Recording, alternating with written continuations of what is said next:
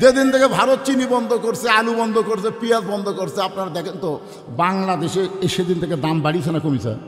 কথা কয় না পারে। তার মানে ওমা মিন দাব্বাতিন ফিল আরদি ইল্লা আলাল্লাহি রিজকুহা। এই আয়াতের ব্যাখ্যা হলো পৃথিবীতে এমন কোনো বিচরণশীল প্রাণী নাই যার রিজকের ব্যবস্থা আল্লাহ করেনি। আর আল্লাহ কোরআনে বলেন ফালিয়াবুদু রব্বা হাযাল বাইত আল্লাযী আত'আমাহুম মিন জু'ইন ওয়া আমানাহুম মিন খাউফ। আল্লাহু আকবার। আল্লাহ বলতেছেন ওই ঘর মানে কোন ঘর? আল্লাহর কাবা ঘরের মালিকের তোমরা গোলামি করো, নামাজ পড়ো, আমি আল্লাহর সাথে সাথে তোমাদেরকে দুইটা পুরস্কার দিব। এক নম্বর পুরস্কার হলো ক্ষুধা তোমাদের থাকবে না, তোমাদের দারিদ্র থাকবে না, তোমাদের রিজকের সমস্ত পেরেশানি আমি আল্লাহ তাআলা দূর করে দেব। ও আমানাহুম মিন খাউফ। ভারত তোমাদেরকে দখল করবে, আমেরিকা তোমাদেরকে দখল করবে, এই ভয় থেকে আমি আল্লাহ পুরোপুরি তোমাদের নিরাপত্তা দেব। ওদের অ্যাটম বোমা থাকতে পারে, তোমাদের ঈমান থাকবে, ঈমানের কাছে কোনো অস্ত্র কুলাবে না। জোরে বলেন কথা ঠিক কিনা? একটা অস্ত্র কুলাবে না। আল্লামা সাইদি হুজুর যদি জীবিত থাকতো, আল্লাহর কোরআনের আইন চালু হলে তাকেই কিন্তু ধর্মমন্ত্রী বানানো হতো। জোরে কোন কথা ঠিক কিনা? আপনারা বলেন তো তার মধ্যে ধর্ম কেমন ছিল? খালি ভালো। যত কথা বলে গেছে প্রত্যেকটা কথা অক্ষরে অক্ষরে ফুলে যাচ্ছে। জোরে কোন কথা ঠিক কিনা? কিছুদিন আগে আমার এলাকার এক আওয়ামী লীগ নেতা আমাকে বলছে যে হুজুর সাইদি সাহেব আসলে আল্লাহর ওলি। কে রে, এ কথা আগে কইসনি কেন? হুজুর বলবার চাই, কিন্তু দলের চাপ তো বলে পারি না। আসলে আওয়ামী লীগের মধ্যেও শতকরা 90% আওয়ামী লীগ সাইদি হুজুরকে খালি ভালোবাসে না, তার যে কোনো অপরাধ নাই এটাও তারা বিশ্বাস করে। শুধু ভারতের মালওয়ানের বাচ্চারা হাসিনাকে চাপ দিয়ে ইসলামী আন্দোলনের সিংহ পুরুষকে অন্যায়ভাবে ফাঁসির কাস্টে নিয়ে গেছে। জোরে কোন কথা ঠিক কিনা? যে কয়জনকে ফাঁসি দেওয়া হয়েছে তদন্ত করে দেখেন তারা কোনো অপরাধের সাথে জড়িত না। বাংলাদেশে আল্লাহর কোরআনের আইন চালু করতে দেবে না বলে ভারত এরকম ষড়যন্ত্র করে। কারণ কি জানেন? কারণ কোরআন দিয়ে যখন বাংলাদেশ চলবে তখন ভারতের দিকে বাংলাদেশ তাকাবে না, আমেরিকার দিকে বাংলাদেশ তাকাবে না, কোনো দেশের দিকে বাংলাদেশ তাকাবে না। বাংলাদেশ তাকায় থাকবে আমরা আল্লাহর দিকে। জোরে কোন কথা ঠিক কি না? এখন আমরা তাকে আছি, ভারত যদি বন্ধ করে দেয় আমরা খামো কিনা? ফেরে পাগলা, তোমার ইমানই নেই। ভারত বন্ধ করে দিলে কি খাবা? ভারত কি দিবি? যদি আমরা আল্লাহর মুখাপেক্ষী হই তাহলে আল্লাহ ভারতের জন্য রেজেক বন্ধ করে দিবি। জোরে কথা ঠিক কিনা? যেদিন থেকে ভারত চিনি বন্ধ করছে, আলু বন্ধ করছে, পেঁয়াজ বন্ধ করছে, আপনারা দেখেন তো বাংলাদেশে সেদিন থেকে দাম বাড়িছে না কমিছে? কথা কয় না পারে। তার মানে ওমা মিন দাব্বাতিন ফিল আরদি ইল্লা আলাল্লাহি রিজকুহা। এই আয়াতের ব্যাখ্যা হলো পৃথিবীতে এমন কোনো বিচরণশীল প্রাণী নাই যার রিজকের ব্যবস্থা আল্লাহ করেনি।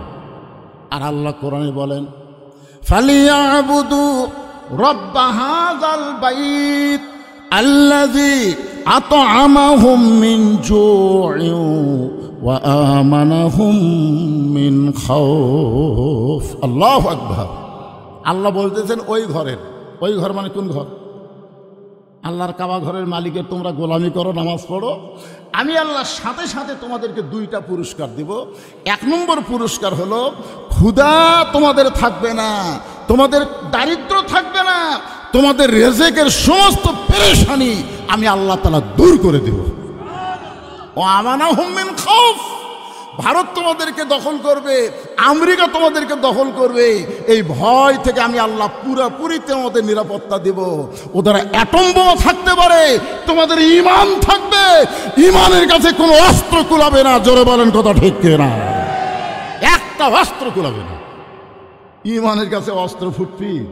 আরে ওরা ইসরায়েলকে এমন একটা অস্ত্র দিল যে ফিলিস্তিনের ছোট বাচ্চাকে টার্গেট করে গুলি করবে, কোনো সাউন্ড হবে না, বুঝবারই পারবি না।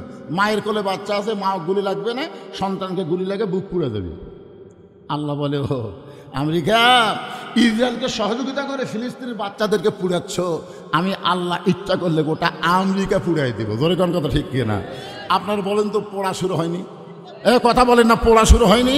পানি দিয়ে বহু কিছু দিয়ে যখন আগুন থামতেছে না, তখন মুসলমানের কাছে গিয়ে বলতেছে, ভাই তোমরা আজান দাও রে। এই সময় আজান না দিলে আগুন থামবি না, কারণ ঠেলা পড়লে আর অ্যাটম কুলায় না, আর হাইড্রোজেন কুলায় না, আর ভগবান কুলায় না, আর ঈশ্বর কুলায় না, গড কুলায় না, একমাত্র আল্লাহ। জোরে বলেন কথা ঠিক কিনা? সে আল্লাহর প্রতি পরিপূর্ণ আস্থা এবং বিশ্বাস রেখে এই মুহূর্তে একটা তাকবীর দেওয়া লাগবে। পারবেন আপনারা? লিল্লাহে তাকবীর। আসলে হয়েছে আলহামদুলিল্লাহ। আপনাদের এলাকায় এই সন্ধ্যার সময় মাহফিল করতে ভয় পায়। আপনারা বলেন তো, এই সময় মানুষ কম না বেশি? এইবারে এলাকার কোনো মাহফিল হয়নি? হয়েছে না হয়নি? রাতের বেলা মানুষ কেমন হয়েছে?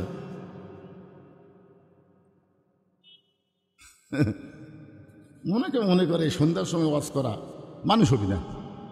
এত মানুষ হয়েছে যে ঠান্ডার দিনে দেখেন সাইড খুলে দেওয়া লাগতেছে। ঠান্ডার দিনে আমরা ওটা কি জন্য দিছি? যেন বাতাস এসে আপনাদের না লাগে, কিন্তু মানুষের ঠেলায় এখন সাইড খোলা লাগতেছে। একটু মনোযোগ দিয়ে শোনেন। আল্লাহ রাসূল ডাকতেন ওসমান, মনে আছে না ভুলে গেছেন? তখন ওসমান ছিলেন অর্থমন্ত্রী।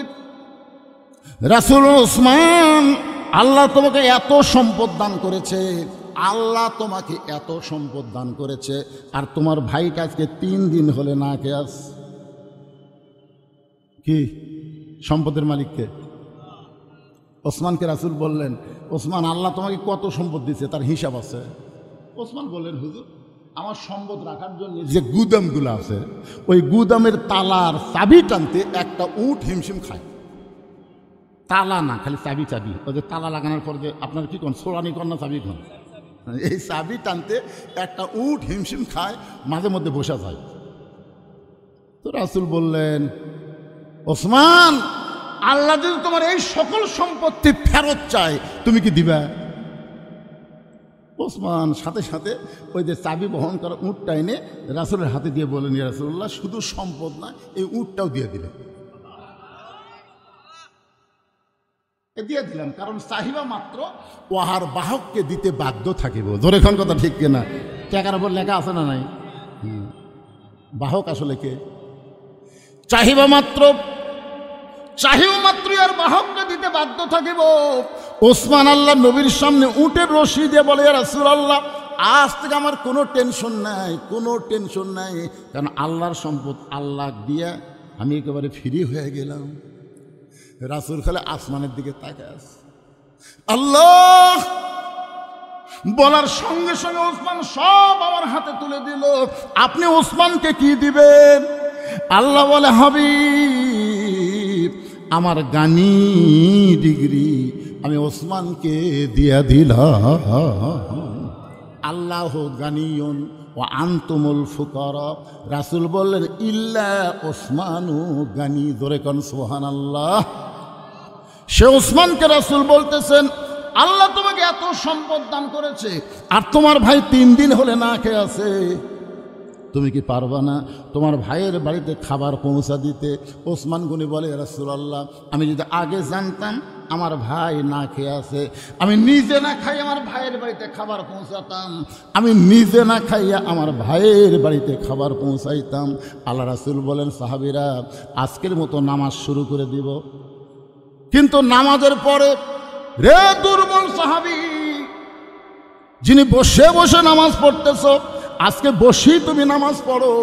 নামাজ শেষ করে ওসমানের কাছে যাবে, ওসমান এমন দেওয়া দিবে তোমার আর কোনোদিন না খেয়ে থাকা লাগবে। আপনারা বলেন তো, ওসমান কম দেয় না বেশি দেয়? জোরে বলেন।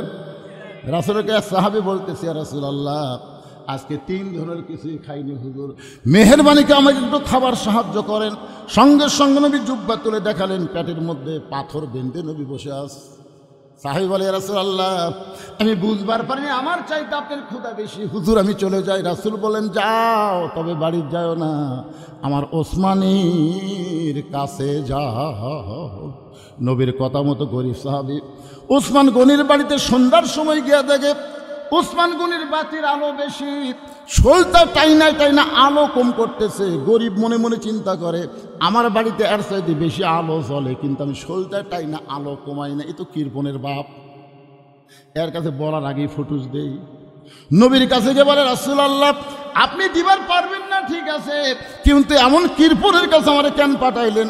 আল্লাহ নবী বললেন তুমি কি তোমার অভাবের কথা কইছো? বলে স্বভাব দেখে বলার সুযোগ পাইনি। রাসূল বলে আবার যাও। পরদিন সকালবেলায় ওই গরিব সাহেব ওসমান গনির দরবারে গিয়ে দেখে ওসমান গনির মাথার বালিশের তুলা বের হয়ে গেছে। যেই বালিশে মাথা দিয়ে ঘুম পাড়ে ওই বালিশের কোনা ফাইটা তুলা ঘরের মধ্যে বের হয়ে গেছে। ওসমান গনি তুলাগুলো খুঁটায় খুঁটায় বালিশের খোলের মধ্যে ঢুকাই। গরিব মনে মনে কয় আর চাইতে বেশি তুলা যদি আমার ঘরে পড়ে থাকে আমি শামটা দিয়ে ঝাড় দিব, এরকম খুঁটায় খুঁটায় আবার খোলের মধ্যে ঢুকাবো না। এমন কৃপণ তো কোনোই কিছুই দিবে না। নবীর কাছে গিয়ে বলতেছে রাসূলুল্লাহ আপনি দিবার পারবেন না ঠিক আছে, কিন্তু এমন কৃপণের কাছে আমার কেন পাঠাইছেন? রাসূল বলে তুমি কি তোমার অভাবের কথা কইছো? বলে যা দেখলাম বলার সুযোগ পাইনি। নবী বলেন আবার যাও। পরদিন সকালবেলায় আবার গিয়া দেখে ওসমান গনি খালি গায়ে বসে আছে। ওসমান গনির কোলের মধ্যে একটা পাঞ্জাবি কয়েক জায়গায় ছিঁড়ে গেছে, নিজেই শুয়ের মধ্যে সুতা ঢুকায়া ওই পাঞ্জাবিটা সেলাই করবেন, কিন্তু বিপদ হয়ে গেল শুয়ের মধ্যে সুতা ঢুকাবার পারতেছেন না। সুতা এই দিকে যায় এই দিকে যায়, কিন্তু শুয়ের ছিদ্রের মধ্যে সুতা যায় না। গরিব ডাক্তার ওসমান ভাই আমি যদি সুতাটা শুয়ের মধ্যে ঢুকাই দেই, মনের মধ্যে রাগ ঢুকছে, ইচ্ছা করলে 1000টা নতুন পাঞ্জাবি বানাতে পারবে, আর নিজে ছেঁড়া পাঞ্জাবি সেলাই করবে। আল্লাহর কৃপণ কে আছে? রাগ করে বলতেছে ভাই আমি যদি কামটা করে দেই। ওসমান গনি বললেন মারহাবা আসো। শুয়ের মধ্যে যেই মাত্র সুতা ঢুকাই দিছে ওসমান গনি খফ করে হাত ধরে বলতেছে ভাই যান আমার এত বড় উপকার করলেন, এর বিনিময়ে আপনি কি চান? হাতটা ছেড়ে দেন, হাতটা খালি ছেড়ে দেন চলে যাই।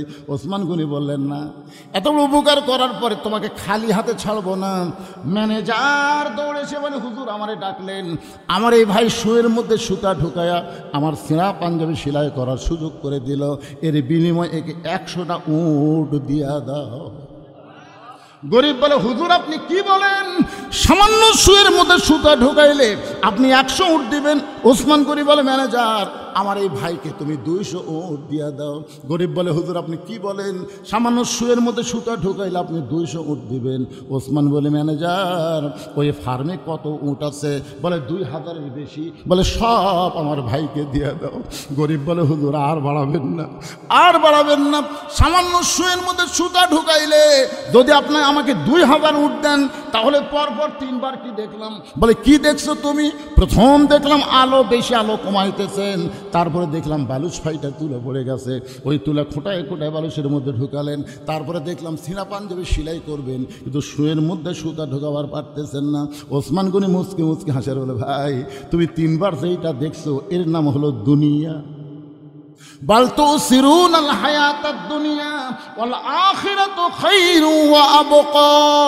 তুমি 3 বার যেটা দেখছো তার নাম হলো দুনিয়া, আর তোমাকে যেইটা দিলাম তার নাম হলো আখিরাত। এই দুনিয়াতে আলোর দরকার ওসমানের নাই, এই দুনিয়াতে আরামের বালিশের দরকার ওসমানের নাই, এই দুনিয়াতে ভালো পাঞ্জাবির দরকার ওসমানের নাই। ওসমান হলো আখিরাতের কাঙ্গাল। তোমাকে 2000 উট দিয়া আল্লাহ যেন ওসমানকে আখিরাতে দেয়। লিল্লাহে তাকবীর। ওসমান যদি আখিরাতের কাঙ্গাল হয়, অর্থমন্ত্রী হয়ে আমার সামনে বসে যারা ওয়াজ শুনতেছেন, যারা দাঁড়িয়ে আছেন, আপনারা কিসে যাবো? ইমামের আগে আমি সেজদায় যাবো। তুই যত বড় নেতা হ, তোর নামাজ আল্লাহ কবুল করবে না। ওই ইমামকে অনুসরণ করে নামাজ পড়া লাগবে। জোরে কোন কথা ঠিক কি না? ইমাম যদি মনে করে যে বাহিরের এই নেতা গম মেরে চাউল মেরে খাইয়া যে ভুঁড়ি করা করছে, আপনারা বলেন তো যার বড় ভুঁড়ি তার রুকুর মধ্যে কষ্ট কম হয় না বেশি হয়? উরা তো মোটা পেটও মোটা। দেখবেন মাজা কিন্তু সোজা করা লাগবে, সোজা মানে আপনার মাজার উপরে পিঠের উপরে 1 গ্লাস পানি রাখবে, ওই পানিটা যেন না পড়ে, গিলাসটা যেন আপনার পিঠের উপরে স্থির থাকে। আপনারা এই ভুঁড়ি মোটা আর উরাত মোটা, এরা কি ওই রকম পিঠ করে পারবে? কথা কর না পারবে? গিলাস তুলে যেটাই থবেন করে পড়বে। ইমাম মনে মনে চিন্তা করে এতদিন রুকুর মধ্যে 3 বার সুবহানাল্লাহ আজিম বলেছি, আজকে বলবো 11 বার। দেখি নেতা কি করে। নেতা খালি মাথা কসলায়, কিন্তু মাথা তুলবার পারে না, কারণ হুজুর যতক্ষণ না তুলবে নেতার কোনো ক্ষমতা নাই। আল্লাহ রাসূল বলেন, ওসমান নবী যখন মদিনায় হিজরত করে নামাজ কায়েম করলেন, ওই সময় আল্লাহ নবী ছিলেন মদিনার প্রেসিডেন্ট। সুবহানাল্লাহ বলেন। অথচ বাংলাদেশের এক দলের এক নেতা কইছে রাজনীতির সাথে নাকি ইসলামের সম্পর্ক নেই। আপনারা বলেন তো, রাজনীতির সাথে ইসলামের সম্পর্ক আছে না নাই? কথা বলে আছে না নাই? যার সাথে ইসলামের সম্পর্ক থাকবে না, সেটার নীতি হবে না, সেটা হবে দুর্নীতি। জোরে কোন কথা ঠিক কিনা? আপনারা বলেন তো, সমস্ত নীতির রাজার নামই তো রাজনীতি, ঠিক কিনা বলেন? সবচাইতে বড় পথই তো রাজপথ, সবচাইতে বড় হাসি তো রাজহাঁস, ঠিক কিনা বলেন? তাহলে আপনি সবগুলাতে জানেন যে রাস্তার মধ্যে বড় রাস্তা রাজপথ, হাঁসের মধ্যে বড় হাঁস রাজহাঁস, আর নীতির মধ্যে বড় নীতি হলো রাজনীতি। আপনি বলেন তো, বড় নীতি কার? মানুষের না আল্লাহর? কথা বলা লাগবে তো। সূরা মুলকের মধ্যে আল্লাহ কি বলেছেন? তাবারাকাল্লাযী বিয়াদিহিল মুলক, গোটা পৃথিবীর রাজত্ব, কর্তৃত্ব, মালিকানা একমাত্র কার হাতে? তাহলে বাদশাকে, আরো জোরে বলেন বাদশাকে। সম্রাট শাহজাহান মসজিদের মধ্যে গিয়ে নামাজ শেষ করে 2 হাত তুলে বলতেছে, ও বাদশার বাদশাহ, তোমার দরবারে আমি ফকির। বাংলাদেশের মতন ছোট্ট দেশের বাদশা ছিল না, বাংলাদেশের মতন প্রায় 45টা দেশের বাদশা যদি আল্লাহর কাছে ফকির হয়, আর তুমি একটা কি মহাসচিব হইছ মিয়া? তুমি বলতেছ ইসলামের সাথে রাজনীতির সম্পর্ক নাই। আপনারা বলেন, মুসলমানের দেশে এরকম কথা বলার কোনো সুযোগ আছে? কথা বলেন না কেন? কোনো সুযোগ আছে? একটু মনোযোগ দিয়ে শুনবেন। নবী যখন মদিনার রাষ্ট্রপতি হলেন, ওই সময় নবীর কয়েকজন মন্ত্রী ছিলেন। 1 নম্বর ধর্মমন্ত্রী হলেন আবু বকর। 1 নম্বর মন্ত্রী হলো ধর্মমন্ত্রী। যেরকম নাম কি? ধর্মমন্ত্রীর নাম হলো আবু বকর, আর আইন মন্ত্রীর নাম হলো হযরত ওমর। একটু মনোযোগ দিয়ে শুনবেন। দেখেন তো দফতর অনুযায়ী মন্ত্রীগুলা ঠিক আছে কিনা, একটু খেয়াল করে দেখেন তো। অর্থমন্ত্রী হলেন ওসমান গনি। অর্থমন্ত্রী হলো কি গনি? ওসমান গনি। আর শিক্ষামন্ত্রী হলেন হযরত আলী। এখন আপনারা খেয়াল করে দেখেন তো, এই যে 4টা মন্ত্রী যে আমি নাম করলাম, দফতর অনুযায়ী মন্ত্রী ঠিক আছে? ঠিক আছে? আর আমাকে 15.5 বছর যেগুলো মন্ত্রী ছিল, আপনারা দেখেন তো দফতর অনুযায়ী মন্ত্রীগুলো ঠিক ছিল? একটা আইন মন্ত্রী নৌকার মাঝির সাথে ধরা খালো। জোরে কোন কথা ঠিক কিনা? মাঝির সাথে ধরা খালো না? একবারে প্যান্ট শার্ট কোট সব খুলিছে, শার্ট আর লুঙ্গি পরে নৌকাত বসে আছে। সবাই খোঁজ দিচ্ছে, ওই নৌকার মধ্যে আছে আইনমন্ত্রী আনিসুল হক। পুলিশেরা গিয়ে ওরে যখন ধরছে, ধরার পরে একটা আইনমন্ত্রী, অথচ কত বড় বেআইনি করলো দেখলেন? চোখ টেরা করে বললো, যে পুলিশ কয় কাকু তার দেখতে পাই না, ও যে বসে নাই। চিনবার পারতি? আরে চিনবা কেমনে? ওই দাড়ি কেমা চুলে কলপ করছে। এর নাম হলো সালমান এফ রহমান। ই হলো প্রধানমন্ত্রী উপদেষ্টা, যাকে আমরা বাংলাদেশের মানুষ জানি দরবেশ। যেরকম কি বেশ? দরবেশ, দাড়ি কামায়া চুলে কলপ করে বসে আছে। এখন আইনমন্ত্রী হয়ে ওরে ধরা দিল। ওই ধরা পড়ার পরে বললে, ভাই তুমি কি এই কামটা ঠিক করলে? তুমি ধরা পড়ছে আমাকে ধরাই দিলে। আপনারা বলেন তো, এটা আইন ঠিক আছে? আর তাকে দীর্ঘদিন আইনমন্ত্রী করা হলো।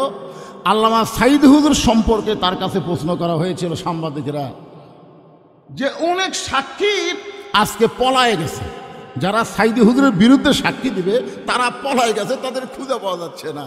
তার নামে যে মামলাগুলো করা হয়েছে সমস্ত মামলাই হলো মিথ্যা, তাকে কারাগার থেকে মুক্ত করে দেওয়া দরকার। তখন আইনমন্ত্রী কি বলল? যে আইনের বাহিরে আমি কিছুই করতে পারবো না।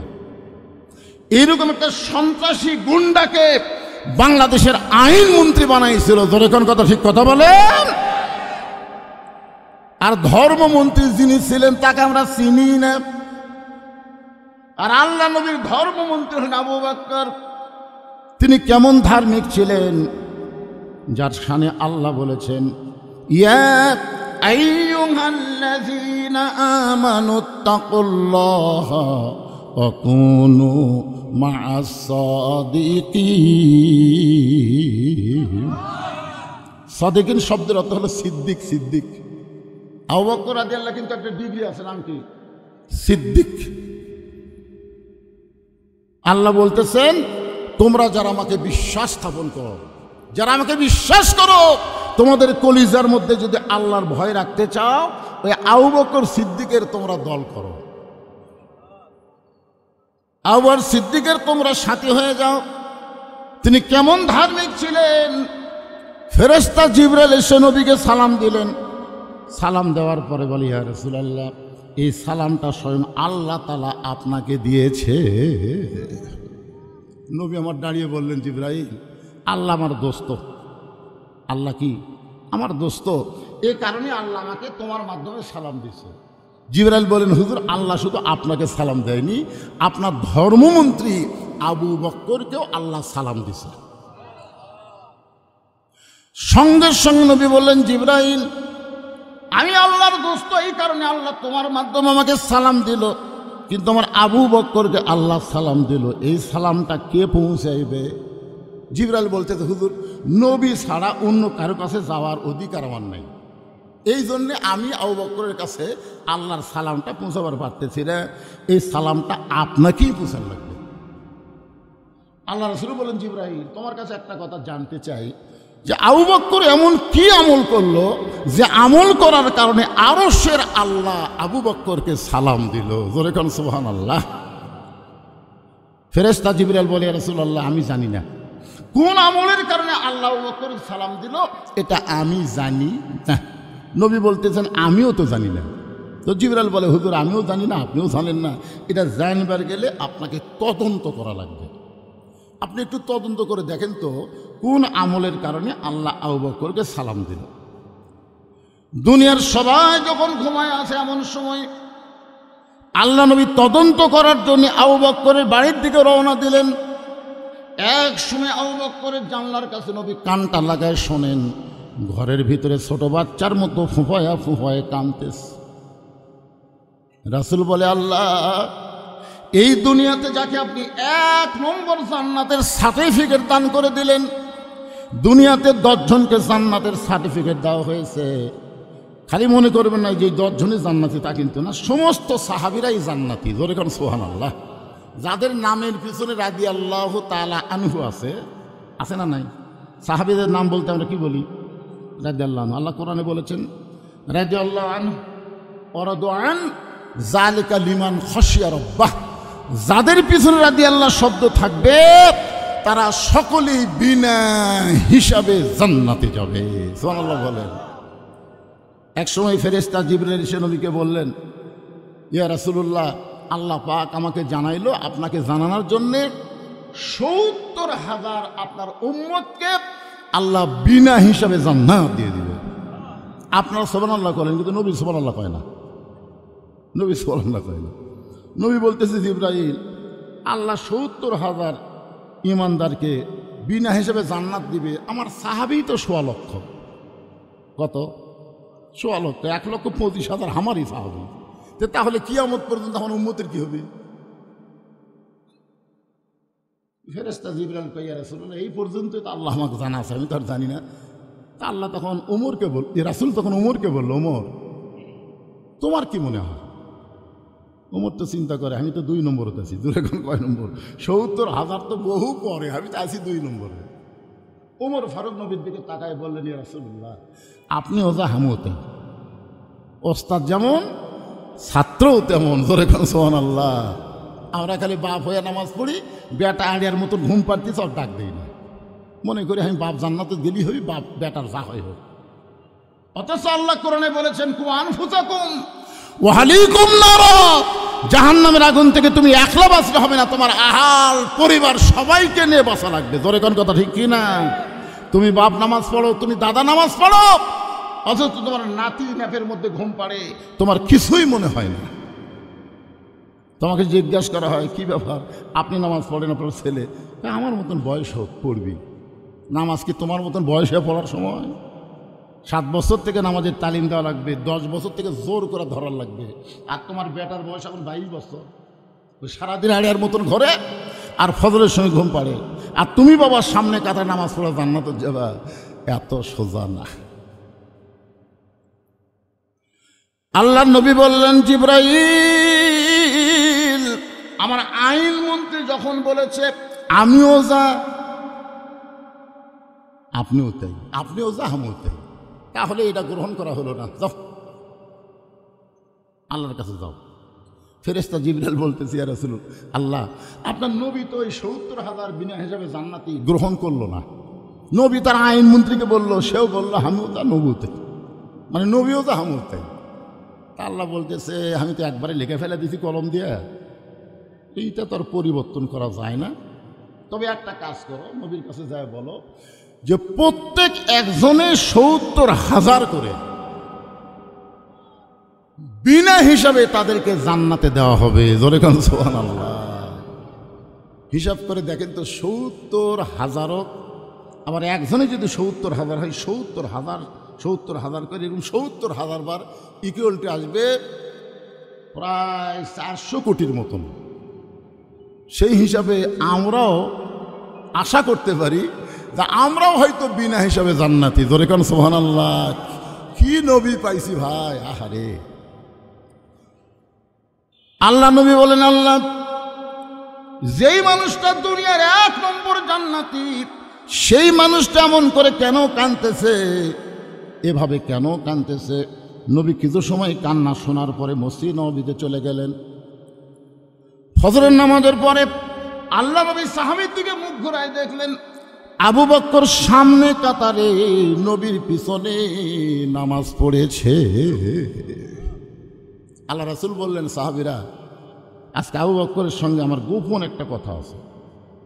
এই কথা যেই বলেছে সমস্ত সাহাবীরা দাঁড়ায় গেছে, বলে হুজুর তাহলে আমরা যাই, কারণ গোপন কথা বলবার গেলে তো আমাকে থাকা যাবে না। দেখেন নেতা কাক কয়, ইমাম কাক কয়। আজকে বাংলাদেশে যদি ইমাম বলে মুয়াজ্জিনের সাথে আমার গোপন কথা আছে, তখন মুসলিমরা বলবে তাহলে মুয়াজ্জিনের কি আপনি বাইরে যান, এই বলবেন না আপনার গোপন কথা বলবার চলে, হুজুর আপনি মুয়াজ্জিনগুলো বাসাইতে চান। কিন্তু সাহাবীরা ইমাম কেমন মানে, সবাই দাঁড়ায় বলেন, ইয়া রাসূলুল্লাহ, গোপন কথা যখন আবু বকরের সঙ্গে আছে তাহলে আমরা চলে যাই। সমস্ত সাহাবীরা যখন চলে গেলেন, এমন সময় আল্লাহর নবী আবু বকরকে বলেন, আবু বকর সত্য করে বলতে হবে, এমন কি আমল করো যে আমল করার কারণে আরশের আল্লাহ তোমাকে সালাম দেয়। গাছ কাটলে গাছটা যেমন পড়ে যায়, আবু বকর তেমনি মাটিতে পড়ে বলতেছি, ইয়া রাসূলুল্লাহ, এই অধমের এমন কোন আমল নাই, এমন কোন আমল আমি করিনি যে আমলের কারণে আল্লাহ আমাকে সালাম দিবে। চিন্তা করছেন, আরশের আল্লাহ সালাম দিছে, আর ওইটা শোনার পরে কাঁদতে কাঁদতে পড়ে গেছে। আর আমার বারাকাতুহু। আলহামদুলিল্লাহ আলহামদুলিল্লাহি নাহমাদুহু ওয়া নাস্তাঈনুহু ওয়া নাস্তাগফিরুহু ওয়া নু'মিনু বিহি ওয়া নাতাওয়াক্কালু আলাইহি ওয়া নাউযু বিল্লাহি মিন শুরুরি আনফুসিনা ওয়া মিন সাইয়্যাতি আমালিনা। من يهدي الله فلا مضل له ومن يضلله فلا هادي له। সকলে জবান খুলে বলেন, আশহাদু আল্লা ইলাহা ইল্লাল্লাহু وحده لا شريك له وأشهد أن محمدا عبده ورسوله الذي أرسل رسوله بالحق بشيرا ونذيرا وداعيا إلى الله بإذنه وسراجا منيرا. فقد قال الله تعالى في كلامه المجيد والفرقان الحميد. জবান খুলে সকলে পড়েন আউযু বিল্লাহি মিনাশ শাইতানির রাজিম। বিসমিল্লাহির রহমানির রহিম। ইয়া أيها الذين آمنوا استعينوا بالصبر والصلاة إن الله مع الصابرين.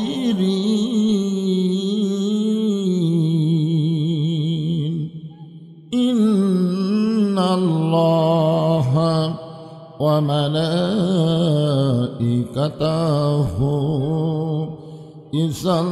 يصلون على النبي يا أيها الذين آمنوا صلوا عليه وسلموا تسليما. اللهم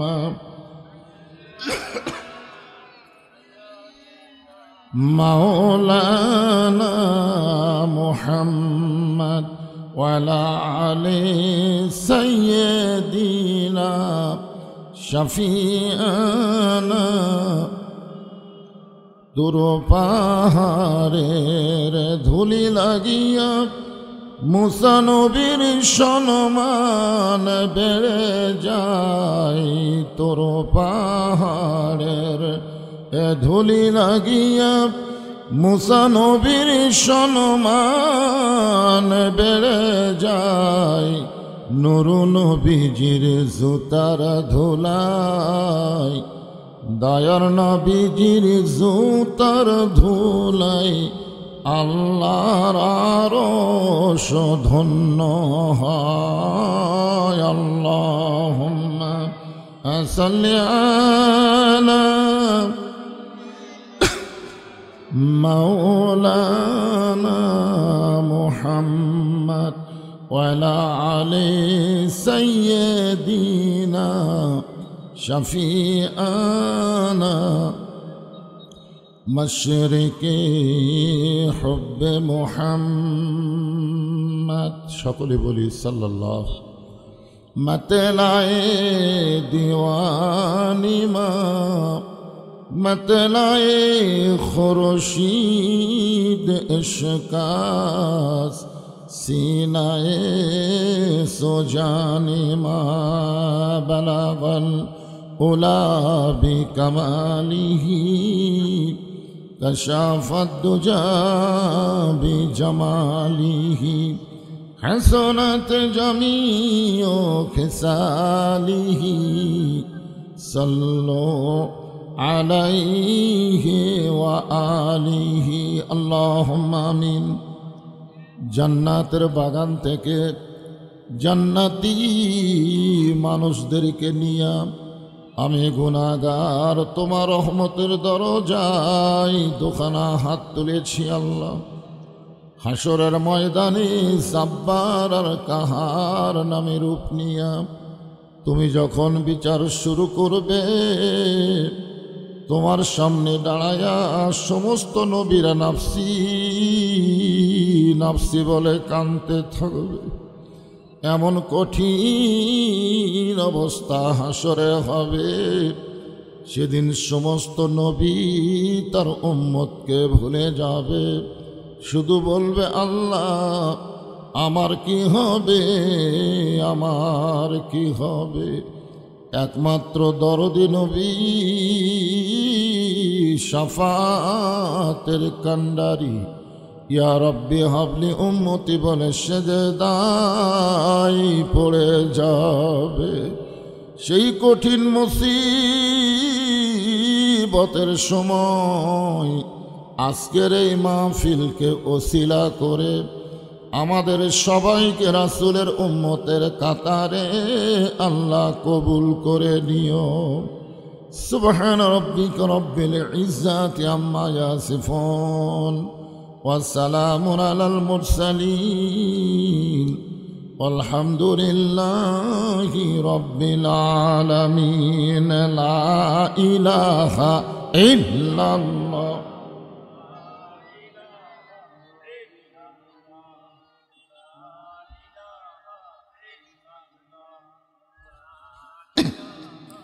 জবান খুলে আল্লাহর জিকির করতে কোনো শরম নাই। লা ইলাহা ইল্লাল্লাহ। যার দিলে আছে আমার আল্লাহর ভয়, যার মনে আছে আল্লাহর ভয়, যার দিলে আছে আল্লাহর ভয়, আল্লাহ আল্লাহ সব সময়। আহার নিদ্রা ভালো লাগে না, এই দুনিয়া ভালো লাগে না, ভালো লাগে শুধু আল্লাহ। জোরে লা ইলাহা ইল্লাল্লাহ। লা ইলাহা ইল্লাল্লাহু মুহাম্মাদুর রাসূলুল্লাহ। রাসূলের মহব্বতে সকলেই বলি সাল্লাল্লাহু আলাইহি ওয়াসাল্লাম।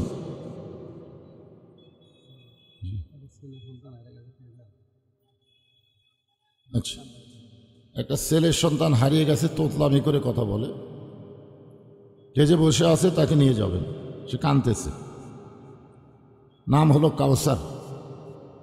দোহার নুরানি হাফিজি মাদ্রাসা কমিটি কর্তৃক আয়োজিত আজকের এই ইসলামী জলসায় আল্লাহ তাআলা যিনাকে সম্মানিত সভাপতির আসনে কবুল করেছেন, হযরত মাওলানা মোহাম্মদ আবু সাঈদ। আজকের এই মাহফিলের সম্মানিত সভাপতিকে অন্তরের অন্তঃস্থল থেকে শুভেচ্ছা জ্ঞাপন করছি। সম্মানিত প্রধান অতিথি জনাব আলহাজ মোশাররফ হোসাইন, বিশেষ অতিথি জনাব মোহাম্মদ জিয়াউর রহমান জিয়া, সম্মানিত সুধীজন, সম্মানিত ওলামায়ে কেরাম, সম্মানিত আল্লাহর বান্দারা, আমার সামনে যেনারা বসে আছেন পর্দার অন্তরালে, যে সমস্ত মা বোনেরা অধীর আগ্রহে বসে বসে কোরআন হাদিসের আলোচনা শুনতেছেন, সকলকেই অন্তরের অন্তঃস্থল থেকে আমি শুভেচ্ছা জ্ঞাপন করছি। যে আল্লাহ তাআলার শারীরিক সুস্থতা দান করে মানসিক প্রশান্তি লাভের জন্য আজকের এই জান্নাতের বাগানে কবুল করলেন, সে আল্লাহর প্রতি আমরা শুকর গুজার করছি। সকলে বলি রব্বানা লাকাল হামদ হামদান কাসীরান তাইয়িবান মুবারাকান ফিহি। আল্লাহর প্রশংসা যদি আমরা করি, আল্লাহ খুশি হয় না বেজার হয়? কত খুশি হয়! আল্লাহ কোরআনে বলেছেন, লাইন শাকারতুম লাযীদান্নাকুম, যে আমার শুকর গুজারি বান্দা হবে আমি আল্লাহ তার নিয়ামতকে তত বাড়ায় দিব। নিয়ামত শব্দের হচ্ছে আল্লাহর সন্তুষ্টি। আমরা যখন আল্লাহর প্রশংসা করব, আল্লাহ তখন এত সন্তুষ্ট হবেন, একবার প্রশংসা করার কারণে আসমান এবং জমিনের ফাঁকা জায়গাটা আল্লাহ নেকি দিয়ে পরিপূর্ণ করে দেবেন। আর সুবহানাল্লাহ বলার সঙ্গে সঙ্গে আল্লাহ তাআলা, আমরা বসে আছি দোয়ার মাহফিলে, আর আল্লাহ এই মুহূর্তে গাছ লাগাই দিল জান্নাতের বাগানে। আমরা কবে জান্নাতে যাব তার কিছু আমরা জানি, কিন্তু আমাদের গাছগুলো কিন্তু এখন জান্নাতে আল্লাহ লাগাই দিচ্ছেন। এই জন্য যতবার সুবহানাল্লাহ বলবেন ততবারই একটা ফলবান বৃক্ষ, যে বৃক্ষের ছায়া অতিক্রম করতে একটা তেজস্বী ঘোড়া দৌড়াইলে 500 বছর সময় লাগবে। গাছের গায়ে লেখা থাকবে ওয়ালা তাস্তাহি আনফুসুকুম, আপনি যে ফল চাবেন সঙ্গে সঙ্গে সেই ফল আপনার সামনে হাজির করা হবে। আল্লাহ তাআলা, আমরা যতবার আল্লাহর প্রশংসা করি, তাসবিহ আদায় করি, আল্লাহ আমাদের প্রতি তত খুশি হয়ে আমাদেরকে লাভবান করে দেয়। বক্তার প্রশংসা করলে বক্তার লাভ হবে, ডাক্তারের প্রশংসা করলে ডাক্তারের লাভ হবে, নেতার প্রশংসা করলে নেতার লাভ হবে। কিন্তু আল্লাহর প্রশংসা করলে আল্লাহর কোনো লাভ নেই, বরং যারা আমরা প্রশংসা করলাম আমরাই লাভবান হয়ে গেলাম। এই জন্য আল্লাহর প্রশংসা করতে আমাদের কোনো আপত্তি নাই।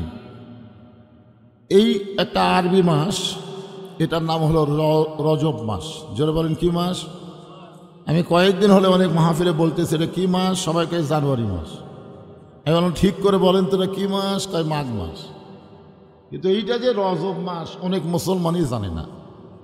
এই মাসের চাঁদ ওঠার সঙ্গে সঙ্গে রাসূল একটা দোয়া বেশি বেশি করতেন, আল্লাহুম্মা বারিক লানা রজব ও শাবান ও বাল্লিগনা রমাদান। ও বাল্লিগনা রমাদানের উপর একটু চিন্তা করে দেখেন, আল্লাহ রাসূল বলতেছেন আল্লাহ রমজান পর্যন্ত আমার হায়াতকে বৃদ্ধি করে দাও।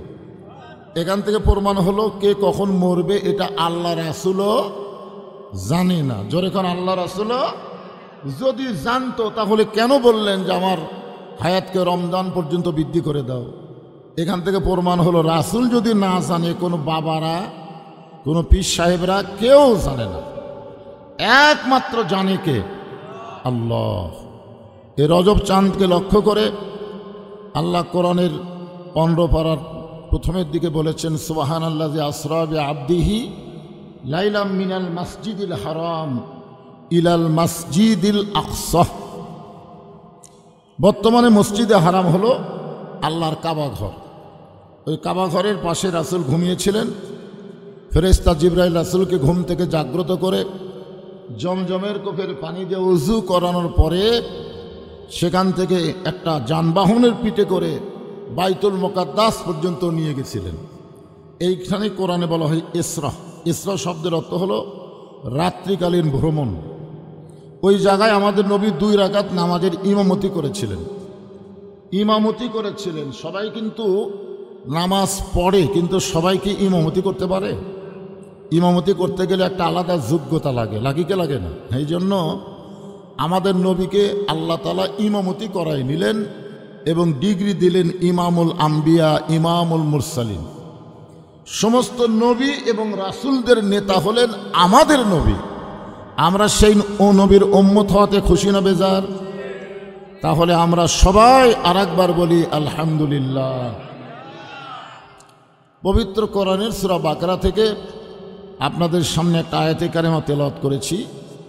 আল্লাহ বলতেছেন, ইয়া আইয়ুহাল্লাযীনা আমানু, যারা আমাকে বিশ্বাস স্থাপন করেছো, আস্তাইনু, যদি তোমরা কিছু চাও, কিছু পাবার চাও, বিসসবরি ওয়াসসালাহ, তাহলে ধৈর্য এবং নামাজের মাধ্যমে চাও। এখানে কিন্তু 2টা জিনিস একত্র করলেন, ধৈর্য এবং নামাজ। আপনারা বলেন তো আমাদের কোন আমলের মধ্যে ধৈর্য কমে যায়? এটা হলো নামাজের মধ্যে। যেরকম কার মধ্যে? দেখবেন সব কাজে মোটামুটি আমরা সময় দিই, কিন্তু নামাজে আসলেই খালি ধরপড় করি। মসজিদের মধ্যে ঢুকে আমরা বারবার ঘড়ি দেখি যে কখন নামাজ শুরু হবে, নামাজ শেষ হলেই বার হওয়ার জন্য ছটফট করি। যেরকম কথা ঠিক কি না? কিন্তু এখানে কিন্তু নামাজ শুধু আদায় করলে হবে না, এর মধ্যে ধৈর্য লাগবে যদি আমরা আল্লাহর কাছে কিছু পাবার চাই। এই আয়াতটাকে বোঝানোর জন্যে আমি আপনাদেরকে সময়ের দিকে খেয়াল করে আলোচনা করতেছি, একটু মনোযোগ দিবেন। নামাজটা হলো আসরের নামাজ। যখন কোন নামাজ? আজান দিলেন হযরত বেলাল ইবনে রেবাহ। ইসলামের প্রথম মুয়াজ্জিন যিনি, তার নাম হলো হযরত বেলাল। আল্লাহ রাসূল বলেছেন প্রত্যেকটা মুয়াজ্জিন আজান দিলে মুসল্লির কান পর্যন্ত যেতে পারে, কিন্তু হযরত বেলাল যখন আজান দেয় ওই আজানটা আল্লাহর আরশ পর্যন্ত পৌঁছে যায়।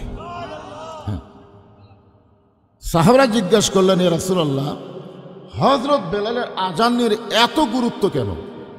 আল্লাহ রাসূল বললেন, বেলাল যে জবান দিয়ে আজান দেয়, এই জবানের উপরে বন্ধ করার জন্য কাফেররা বহু চেষ্টা করছে, এমনকি সারাদিন ধরে তাকে মারছে।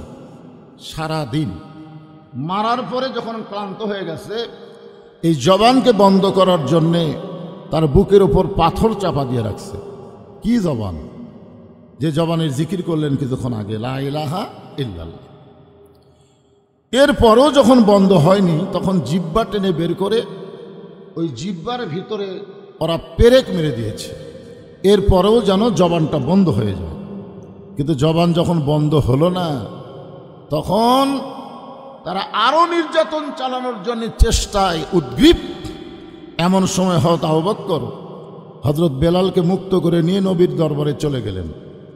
আল্লাহ নবী তাকায় দেখেন বেলালের জিহ্বাটা মুখের ভিতর থেকে অনেক দূর বের হয়ে আসছে, কারণ এই যে পেরেক মারছে, কাঁটা ঢুকাই দিয়েছে, যার কারণে জিহ্বাটা মোটা হয়ে ওইটার মুখের মধ্যে ঢুকতেছে না। আল্লাহ রাসূল খুবই কান্না শুরু করে দিলেন। একসময় নবী তার পবিত্র জিহ্বা বেলালের জিহ্বার আগায় লাগায় দিলেন, সঙ্গে সঙ্গে জিহ্বাটা পূর্বের আকৃতিতে বেলালের মুখের মধ্যে ঢুকে গেল। আল্লাহ রাসূল বেলালের কপালে একটা চুম্বন দিয়ে বললেন, বেলাল, তুমি কি জানো তোমাকে যখন এই জবান বন্ধ করার নির্যাতন চলতেছিল, ওই সময় আল্লাহ তাআলা তোমার শানে আমার উপর একটা আয়াত নাজিল করেছে।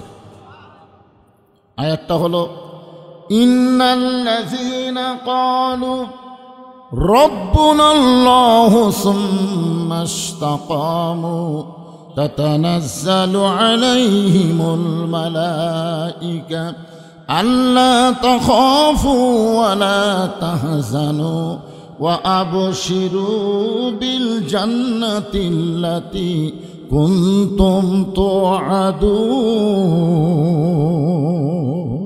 আল্লাহু আকবার। আল্লাহ রাসূল বলেন, বেলাল, এত নির্যাতনের পরেও তুমি তোমার রবের উপরে, আল্লাহর উপরে অটল থাকার কারণে আল্লাহ তাআলা তোমার জন্য জান্নাতের সুসংবাদ দান করেছে। এই দুনিয়া থেকে বিদায় নেওয়ার সাথে সাথেই 8টা জান্নাত দিয়ে আল্লাহ তোমাকে বরণ করবে, যে কোনো জান্নাতে তুমি ইচ্ছা মতো প্রবেশ করতে পারবে। এরপরও বেলালের মুখে রাসূল কোনো হাসি দেখলেন না।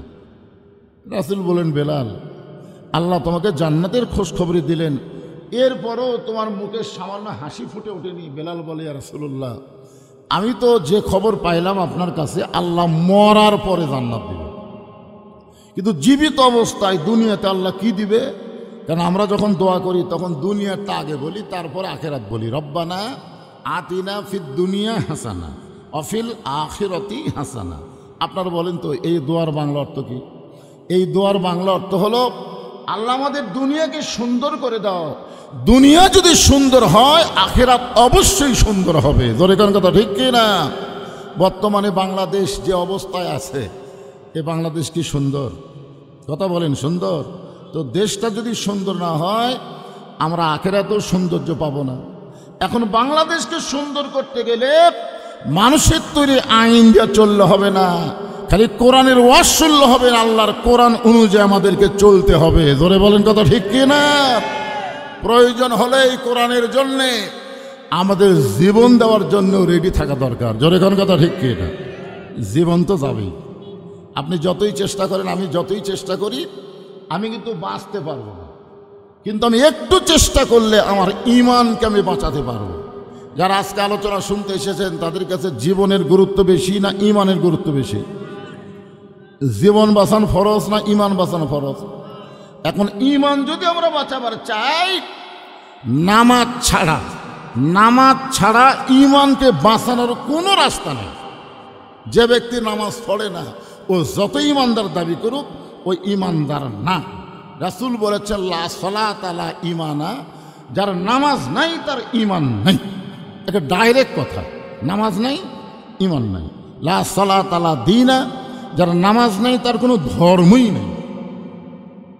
বাইনাল আবদি ওয়াল কুফরি তরকুস সালাত, বান্দা আর কাফেরের মধ্যে পৃথক করার জিনিসটার নামই হলো নামাজ। যখন এখানে ইশার জামাত হচ্ছিল, আশেপাশে সব হইচই করতেছিল। জোরে কোন কথা ঠিক কি না? আপনারা কি মনে করতেছেন যারা নামাজ পড়লেন তারাও মুসলমান, যারা হইচই করলো তারাও মুসলমান? আপনি মনে করলে হবে না, ইসলাম কি বলতেছে এইটাকে মানা লাগবে। জোরে কোন কথা ঠিক কি না? কথা বলেন। হযরত বেলাল আজান দেওয়ার পরে পঙ্গপালের মতন সাহাবীরা মসজিদের দিকে রওনা দিলেন।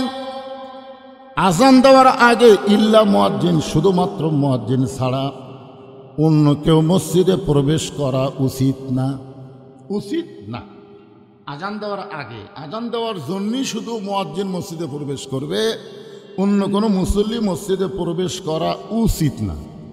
যদি কেউ প্রবেশ করে তার নামাজ হবে, কিন্তু মসজিদে প্রবেশ করার যে একটা আলাদা সওয়াব আছে, এই সওয়াব থেকে সে বঞ্চিত হবে।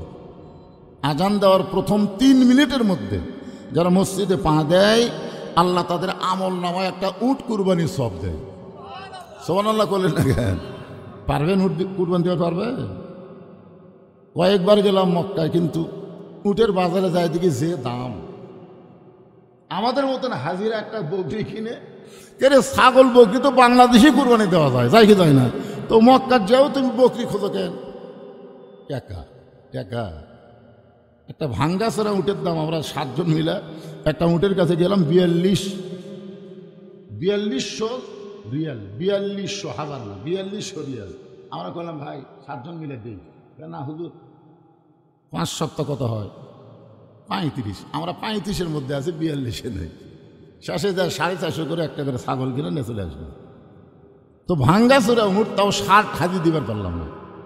আর মসজিদে আজান দেওয়ার প্রথম 3 মিনিটের মধ্যে যারা পা দিবে, একটা তাজা উট কুরবানির সওয়াব তার আমল নামায় দিয়ে দিবে। আমরা কুরবানি করি, কবুল হয় কি হয় না আল্লাহ ভালো জানে, কিন্তু মসজিদে প্রবেশ করার সাথে সাথে একটা কবুল 5 মিনিটের মধ্যে যারা মসজিদে পা দিবে, আল্লাহ রাস্তায় একটা গরু কুরবানির সওয়াব আল্লাহ দিয়ে দিবে। 10 মিনিটের মধ্যে যারা মসজিদে ঢুকবে, একটা ছাগল দুম্বা কুরবানির সওয়াব তার আমল নামায় দেওয়া হবে। এমনকি মুয়াজ্জিন যখন আকামত দেয়, এমন সময় কেউ যদি মসজিদের মধ্যে ঢোকে, তাহলে আল্লাহ তাকে একটা মুরগি অথবা ডিম দানের সওয়াব দিবে। কিন্তু আজান দেওয়ার আগে কেউ যদি ঢোকে, সে একটা সওয়াবও পাবে না, ইল্লা মুয়াজ্জিন, শুধু মুয়াজ্জিন ছাড়া। তাহলে আপনারা কখন ঢুকবেন? আজান দেওয়ার আগে না পরে? কতগুলো লোক বুঝলেন, আগে তো যুবক বয়সে নামাজ পড়েনি, এ বুড়া বয়সে নামাজ ধরে এরা আজানের আগে মসজিদে ঢুকে খালি মুয়াজ্জিনের দোষ ধরে। দেখবেন ওদের কামই হলো মুয়াজ্জিনের দোষ ধরা। এই জায়গাত ময়লা কেন, এ জায়গাত মাকড়াসের ভাষা কেন, এখানে এটা কেন, এই মুয়াজ্জিন মাস গেলে বেতন খাও। মুয়াজ্জিন কই তোরা শয়তান যখন আসলি তখনই ভালো ছিল, তোরা কেন মুসল্লি হলি? তোরা তো আসলে মুসল্লি না, তোরা হলি ফাওয়াইলুল মুসাল্লিন। যৌবন বয়সে নামাজ, এমনকি শিশু বয়স থেকে ট্রেনিং দেওয়া লাগবে। রাসূল বলেছেন 7 বছর থেকে নামাজের তালিম দাও, আর 10 বছর থেকে তাকে জোর করে নামাজ ধরাও। আর ওই সারা জীবন অকাম বদকাম করে বুড়া বয়সে মসজিদে গেছে মুয়াজ্জিনের দোষ ধরার জন্য। এরকম মুসল্লি আছে না? হ্যাঁ। সমস্ত সাহাবী যখন মসজিদের মধ্যে প্রবেশ করলেন, এক সময় আসরের জামাতের সময় হয়ে গেল, আল্লাহ নবী মেহরাবের মধ্যে ঢুকলেন, আর হযরত বেলাল আকামত শুরু করলেন। আকামত বোঝেন তো? কত কামাতিস সালাহ, কত কামাতিস সালাহ 2 বার কয় কি কয় না? এটা আজানের চাইতে বেশি কয়। আজানের মধ্যে কি কত কামাতিস সালাহ আছে? নাই। এইটা শোনার পরও যারা বসে থাকবে, দাঁড়ানোর মতন ক্ষমতা থাকার পরেও, আপনারা বলেন তো, চেয়ারের মধ্যে যারা বসে থাকে এরকে দাঁড়ানোর ক্ষমতা আছে না নাই? কতক্ষণ আছে না নাই? কারণ ওরা না দাঁড়ালে কেমনি মসজিদে আসলো? কারণ যাই হেঁটে পারে তাই তো দাঁড়াবারও পারে। কতক্ষণ না কেন ভাই? যাই হাঁটবার পারে তাই দাঁড়াবার পারে না? যাই বাজার করে 10 কেজি ব্যাগলা গোটা বাজার ঘরে, কোন এলাকায় বাগুনের দাম কম, আলুর দাম কম, ওই ঘুরে ঘুরে বাজার করতেছে, আর মসজিদে এসে চেয়ার খুঁজতেছে। এরকম কিছু বেয়াদব আছে না নাই? জোরে কোন আছে না নাই? আল্লাহ কোরআনে বলেছেন কুমু লিল্লাহি কানিতিন। নামাজের মধ্যে যেই কয়টা ফরজ আছে তার মধ্যে একটা ফরজ হলো দাঁড়িয়ে নামাজ পড়া। জোরে কোন কথা ঠিক কি না? আল্লাহ নবী যতক্ষণ আকামত শেষ না হয় ততক্ষণ নবী কিবলামুখী হন না। যতক্ষণ আকামত দেয় মুয়াজ্জিন ততক্ষণ নবী কিবলামুখী হন না। সাহাবীর দিকে, মুসল্লির দিকে মুখ করে নবী থাকেন। কেন থাকেন? যে সামনে কাতারে ওই জায়গায় ফাঁকা আছে, এই ফাঁক বন্ধ করে দাঁড়াও, এইভাবে এই কাতার সোজা করো, পায়ের গোড়ালির সঙ্গে গোড়ালি মিল করো, পায়ের গোড়ালির সঙ্গে গোড়ালি মিল করো, কাতার সোজা করো, কাতারে ফাঁক রাখো না। এমনকি 3-4 কাতার পরেও যদি রাসূল ফাঁকা দেখেন, তাহলে ওই যে ফাঁকা, ওই ফাঁকের মধ্যে শয়তান ছাগলের মতন মাথা বার করে দিছে, এই ফাঁক বন্ধ করো। যতক্ষণ পর্যন্ত কাতারের ফাঁক বন্ধ না হয়েছে, যতক্ষণ কাতার সোজা না হয়েছে, ততক্ষণ নবী কেবলামুখী হন না। কিন্তু আমরা ইমামেরা যায় আগে কেবলামুখী হয়ে বসে থাকি। এখন মুয়াজ্জিন আজান দেওয়ার আগে বলে, মোবাইল বন্ধ করো, কাতার সোজা করো। কে রে পাগলা? মুয়াজ্জিনের মানুষ সবাই দোষ খোঁজে, তার কথা মতো কেউ কাতার সোজা করবে? কাতার সোজা করতে হবে ইমামকে। ইমাম মানে হলো নেতা। দরকার ইমাম মানে কি? আল্লাহ নবী তাকায় দেখেন হযরত বেলাল যখন আকামত দেয়, এমন সময় কাতারের ডান সাইডে একটা সাহাবী বসে আছেন। আল্লাহ রাসূল বললেন, সবাই যখন দাঁড়িয়ে গেছে তুমি বসে আছো, তুমিও দাঁড়াও। সাহাবী বলে, ইয়া রাসূলুল্লাহ, আমি কয়েকবার দাঁড়ানোর চেষ্টা করলাম, কিন্তু আমি দাঁড়াবার পারতেছি না। আমি যখন দাঁড়াবার যাই, আমার মাথা তখন চক্র দেয়, আমি তখন কোন দিকে কাবা এটা বুঝবার পারি না। এই কারণেই আমি এখন পর্যন্ত বসে আছি। আল্লাহ নবী বললেন, এইরকম অবস্থা হওয়ার পিছনে কারণ কি? সাহাবী বললেন, আজকে 3 দিন হলে না খাওয়ার কারণে আমার শরীরটা এত দুর্বল হয়ে গেছে, আমার মন দাঁড়ালেও আমার শরীরকে দাঁড়াবার পারতেছি না। আমার মন দাঁড়া গেছে, কিন্তু শরীর, কারণ 3 দিন হলে না খাওয়া। ইয়া রাসূলুল্লাহ, হযরত বেলাল যখন আসরের আজান দিল, ওই আজান শোনার পর আমার ঈমান বলল আর মন বলল, ঈমান আর মন দুইটা যুদ্ধ শুরু হলো। আমার মন বলতেছে বাড়িতেই নামাজ পড়, কারণ তুই দুর্বল, তুই বাড়িতেই নামাজ পড়। কিন্তু আমার ঈমান বলতেছে জামাত ধর। কি ধর? জামাত ধর। জামাত মানে তো বোঝেন না? আপনার তো জামাত ধরতেছেন না, আপনার অন্য দল ধরতেছেন।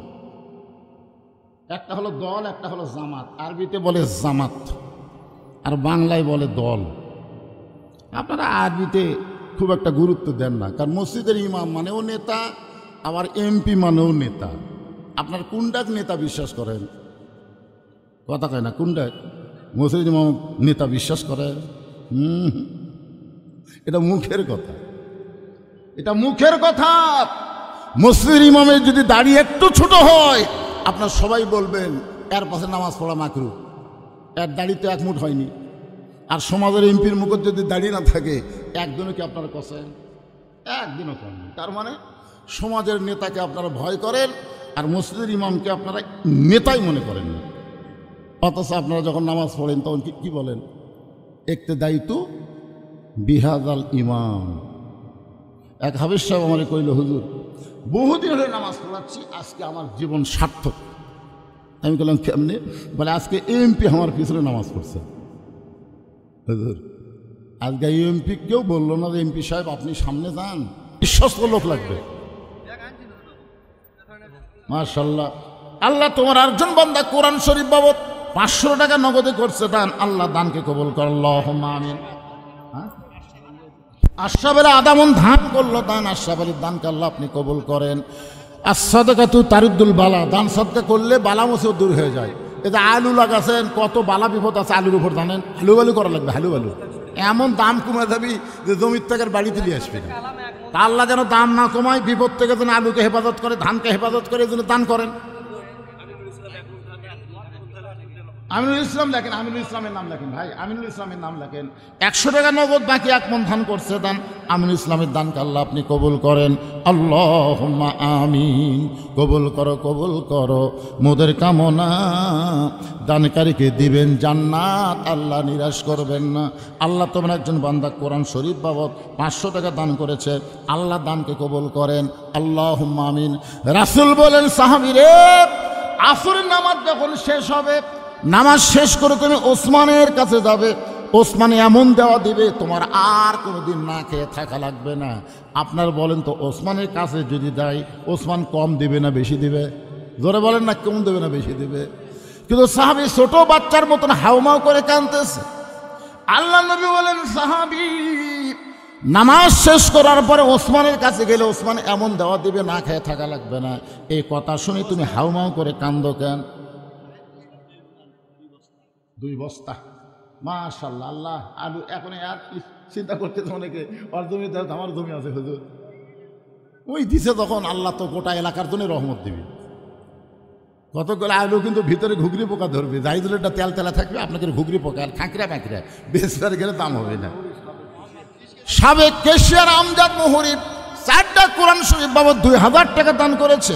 আল্লাহ তার দানকে কবুল করেন। সাবেকগুলো আসতেছে, বর্তমান কেউ এখন মতো আলো না, বর্তমানের কেউ আসেনি, সাবেকগুলাই বেন আবার বর্তমান করা লাগে পারে। কি নাম? আব্দুল সাত্তার বাবাজি আমার 1 মণ ধান করছে, দান আল্লাহ দানকে কবুল করেন, আল্লাহুম্মা আমিন। 8 মণকে দিল, আদমিন কি দেয়? মোহাম্মদ 8 মণ ধান দান করেছে, আল্লাহ মোহাম্মদের দানকে আল্লাহ কবুল করেন। রাসূল বললেন, সাহাবীরে নামাজ শেষ করে ওসমানের কাছে যাবে। এই কথা শুনে তুমি কান্না শুরু করে দিলে। সাহাবী বলতেছে, রাসূল আল্লাহ, আল্লাহ কোরআনে বলেছেন, ইয়া আইয়ুহাল্লাযীনা আমানুস্তাঈনু বিস-সাবরি ওয়াস-সালাহ ইন্নাল্লাহা মা'আস-সাবিরিন। রে ঈমানদারেরা, যদি কিছু পাবার চাও তাহলে ধৈর্য আর নামাজের মাধ্যমে কার কাছে? ওসমানের কাছে না আল্লাহর কাছে? ওসমানের কাছে না আল্লাহর কাছে?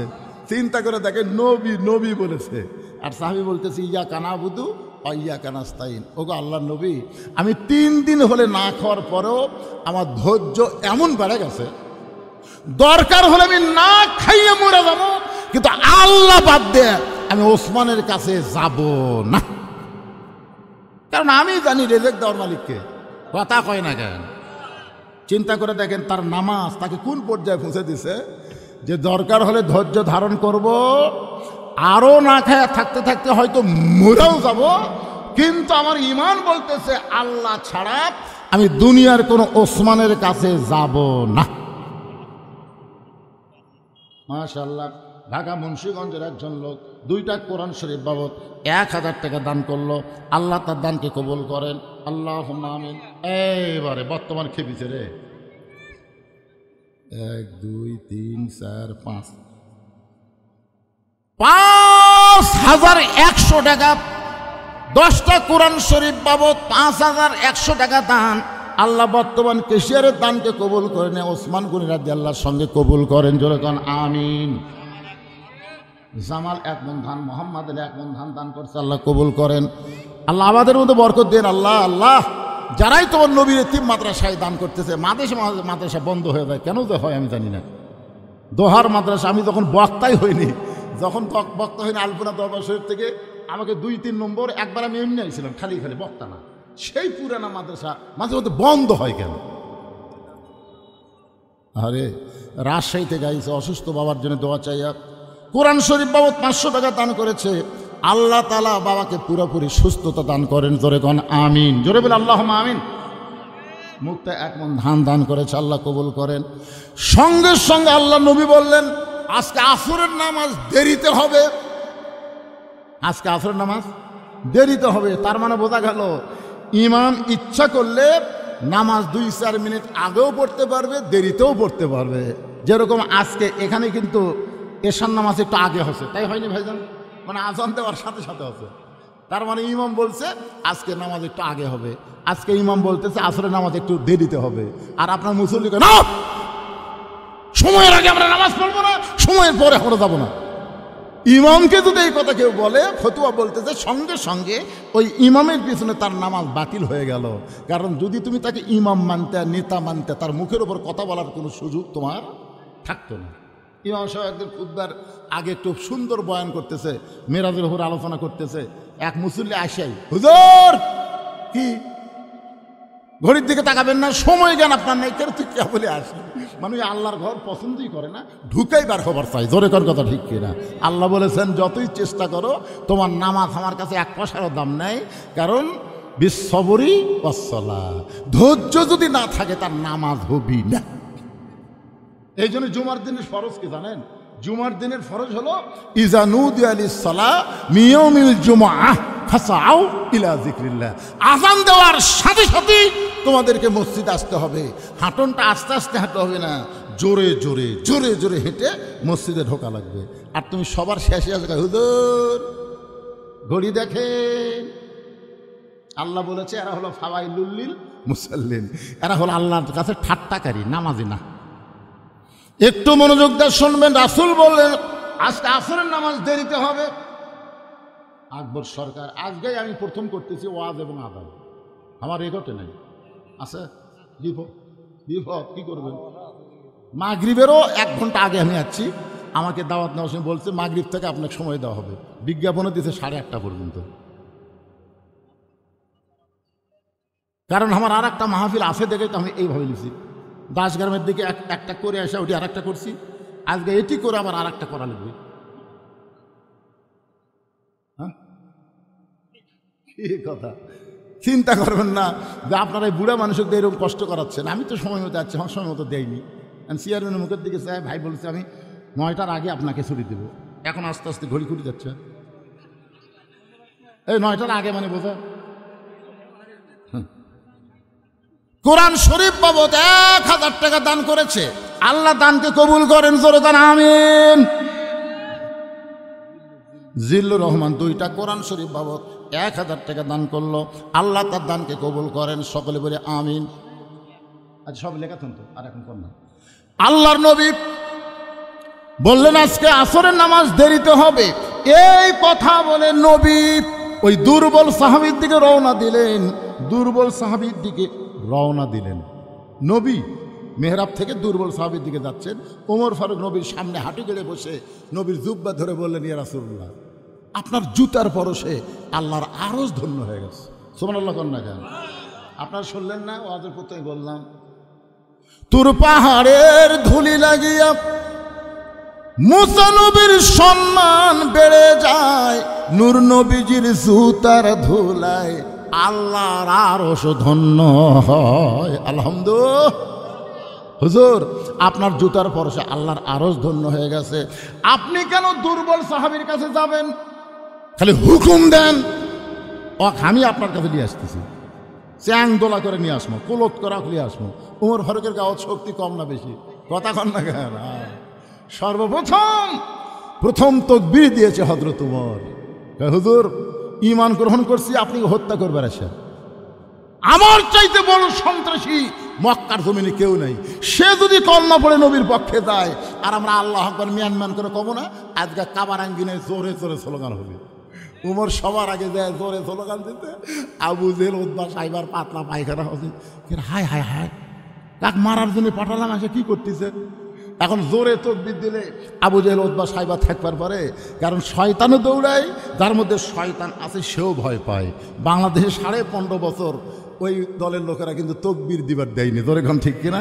দিবার গেলি হুজুর ভাই এখন কি কয় রে, লিল্লাহে তাকবীর। আল্লাহ রাসূল বলেন ওমর শুধু দুর্বল সাহাবীকে তাকায় দেখো না, শুধু দুর্বল তাকায় দেখো না, আমি নবী কি জন্য যাচ্ছি তুমি বুঝবার পারতেছো না। নবী তাকায় দেখে পিছনে একজন সাহাবী দাঁড়ায় আছে। রাসূল বলেন এজলেস, বসো বসো।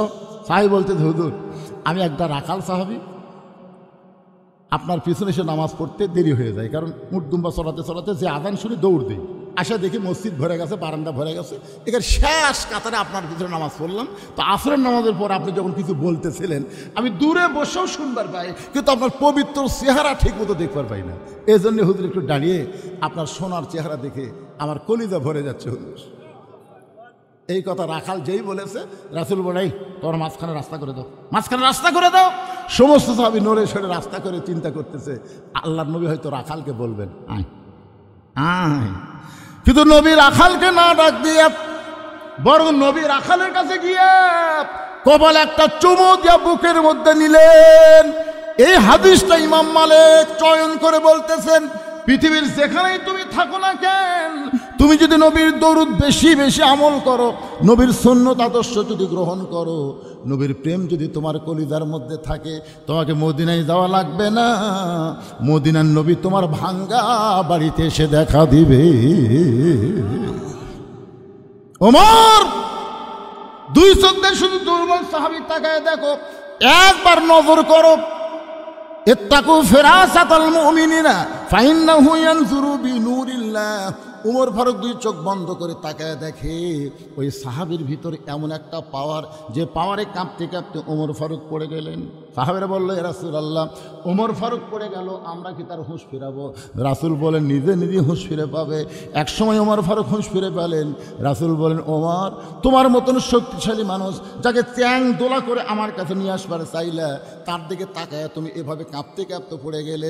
ওমর ফারুক বলে, ইয়া রাসূলুল্লাহ, আমি নজর করে দেখি ওই দুর্বল সাহাবীর ইমানের পাওয়ার এত বেশি। রাসূল বললেন, কত বেশি? ওমর ফারুক বললেন, আসমানের সূর্যকে যদি মেঘের মধ্যে লুকিয়ে দেওয়া হয়, আর ওই দুর্বলের ইমান যদি সূর্য ওই জায়গায় দেওয়া হয়, ওই সূর্যের চাইতেও বেশি আলো হবে। আর এই পাওয়ারটাই কেবলমাত্র নামাজের মাধ্যমে অর্জন হবে। কার মাধ্যমে হবে? ইন্না সালাতা তানহা আনিল ফাহশাই ওয়াল মুনকার। একমাত্র নামাজই পারে মানুষকে যাবতীয় খারাপি ফাহিশা থেকে বাঁচাই দিতে। আগামীতে আমরা বাংলাদেশে এমন একটা দলকে ক্ষমতায় দেখতে চাই, যেই দল সংসদে গিয়ে সবার আগে নামাজ কায়েমের বিল পাস করবে। জোরে কোন কথা ঠিক কি না? এমন একটা দল আমরা দেখতে চাই। এখন কোন দল গেলে নামাজের কায়েমের বিধান পাস করবে, এটা আপনারা মনে মনে চিন্তা করে তারপরে ডিসিশন নেবেন। কারণ আল্লাহ কোরআনে বলেছেন, আল্লাযীনা ইম্মাক্কান্নাহুম ফিল আরদ। পৃথিবীর মধ্যে এমন আল্লাহ কোরআনে বলতেছেন, আল্লাযীনা ইম্মাক্কান্নাহুম ফিল আরদ। পৃথিবীর মধ্যে কোনো মুসলমানকে যখন ক্ষমতা দেওয়া হবে, ওই মুসলমান ক্ষমতার চেয়ার পাইয়াই তার 1 নম্বর দায়িত্ব হলো আকামুস সালাত, নামাজ কায়েম করা। আজকে আমাদের যে ছেলেরা, আপনারা এখানে মাগরিব ইশার নামাজ পড়লেন আর বাহিরে হইচই করলো, যখন নামাজ কায়েমের বিল পাস হবে, হইচই করার টাইম আছে? নামাজের জামাত শুরু হচ্ছে, বেড়া ঘুরতেছ, আসা ধরে বুঝলেন, ধরে পাশার কাপড় তুলে 5টা করে যখন চামড়া চাবুক দিয়ে বাড়ি মারবি না, প্রত্যেক বাড়িতে চামড়া কাটা যখন রক্ত বাড়াবি, পাশা লাগবে আর খুবই দেখাও বলবো না। একটা ছেলে যদি 5 ওয়াক্ত নামাজ পড়ে, ওই জীবনেও কোনো মেয়ের দিকে তাকাবি না। তাকাবার গেলি আল্লাযীনা ইম্মাক্কান, আল্লাহ কোরআনে বলতেছেন যে কুল্লিল মুমিনিনা ইয়াকুদ্দু মিন আবসারিহিম। মুমিন পুরুষ যারা হবে 5 ওয়াক্ত নামাজি হবে, পর নারীর দিকে তারা একবারও তাকাবে না। তাদের ভিতরে এমন ভয় হবে, পরের বউ আমি দেখবো কেন, পরের মেয়ে আমি দেখবো কেন, আমারই তো বউ আছে। যত দেখা লাগবে তাকা থেকে দেখুন, দেখা আর সোয়াব, দেখা আর সোয়াব। নিজের বউ দেখলে সোয়াব, পরের বউ দেখলে পাপ। এই জিনিসটা অন্তরের মধ্যে আল্লাহ তাআলা জাগরণ সৃষ্টি করে দিয়ে। ভাইজান, আমি যতটুকু আলোচনা করতে চাইছিলাম হয়তো ততটুকু পারলাম না। যে সময় নিয়ে আইছিলাম সে সময় আমি পাইলাম না। কি করব, সামনে একটা মাহফিল থাকার কারণে আজকের মতো এখানে আলোচনা শেষ করতেছি। সবাই ইস্তেগফার পড়ে, আস্তাগফিরুল্লাহ রব্বি।